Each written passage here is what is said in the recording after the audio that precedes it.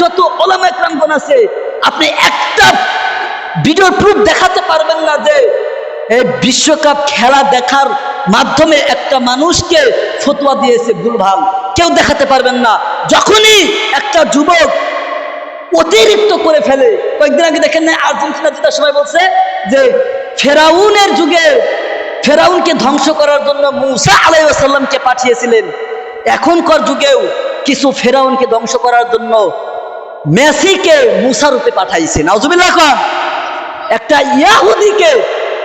একটা ইয়াহুদিকে আল্লাহর পয়গম্বরের সাথে সাদৃশ্য করছে। ওর ঈমান আছে? কথা বলেন, ওর ঈমান আছে? ঈমান নাই, তাহলে তার বিরুদ্ধে কথা বললে আমাদের দোষ। আর ওই যে এক দল আছে দেখবেন, কালকে জিকির করে টাকা পয়সা নেওয়া জায়েজ নাই, নামাজ পড়ে টাকা পয়সা নেওয়া জায়েজ নাই, হিজবুত তাওহীদ।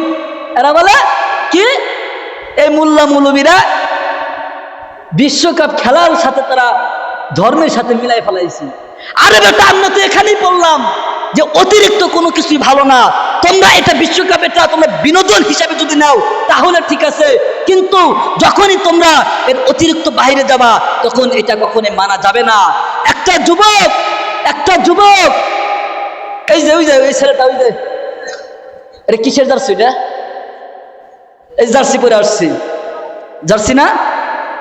আচ্ছা, যাই হোক, একটা মুসলমান, একটা যুবক আমরা বিরুদ্ধে কেন বলবো না ভাই? দেখেন, আল্লাহ নবী সাল্লাল্লাহু আলাইহি ওয়াসাল্লাম এই যে লম্বা জামা গাইতেছেন না, নবীর সুন্নাত, 63 বছর কষ্ট করেছেন এই লম্বা জামার জন্য, মাথায় টুপির জন্য। কিন্তু এই লম্বা জামা যদি আমরা একটা মজলিসে যাই আমাদের লজ্জা লাগে। কি লাগে? লজ্জা লাগে। এগুলো কি সব জায়গায় পরে দেওয়া যায়? মসজিদে যায় এতটুকুই যথেষ্ট, সব জায়গায় পরে যাওয়া যাবে না। কিন্তু অথচ ইহুদি দেশের পতাকা, ইহুদি দেশের জার্সি পরে মসজিদে আসে। এই জার্সি পরে কত জায়গায় যায়, দাওয়াত খাইতে যায়, বড় বড় মজলিসায়, তখন কোনো শরম লাগে না।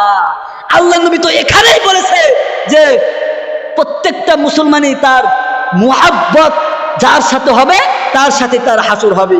তোমার একটা গেঞ্জিকে তুমি ভালোবাসো, গেঞ্জি তোমার ভিতরে ভালোবাসা না থাকলে তুমি কখনোই একটা মজলিসে তুমি যেতে পারো না। তোমার ভিতরে এখনো রাসূল সাল্লাল্লাহু আলাইহি ওয়াসাল্লামের মুহাব্বত আসে নাই, তোমার ভিতরে এখনো রাসূল সাল্লাল্লাহু আলাইহি ওয়াসাল্লামের ভালোবাসা আসে নাই। যদি তোমার ভিতরে রাসূল আরবি সাল্লাল্লাহু আলাইহি ওয়াসাল্লামের মুহাব্বত যদি অন্তরে আসতো, তাহলে আল্লাহর নবী সাল্লাল্লাহু আলাইহি ওয়াসাল্লামের লম্বা জামা গায়ে দেওয়া তুমি যে কোনো মজলিসে হোক তুমি যেতে পারতা, ঠিক কিনা? তোমার ভিতরে নাই, তোমার ভিতরে মুহাব্বত আছে নেইমার, মেসির। এই জন্যই তো তুমি তাদের জার্সি পরে তুমি সব জায়গায় দেখতে পারো। শুধু এতটুকু বিবেচনা আল্লাহ তো আমাদেরকে বিবেক দিয়েছেন, এতটুকু একটু লক্ষ্য করেন, এতটুকু লক্ষ্য করেন।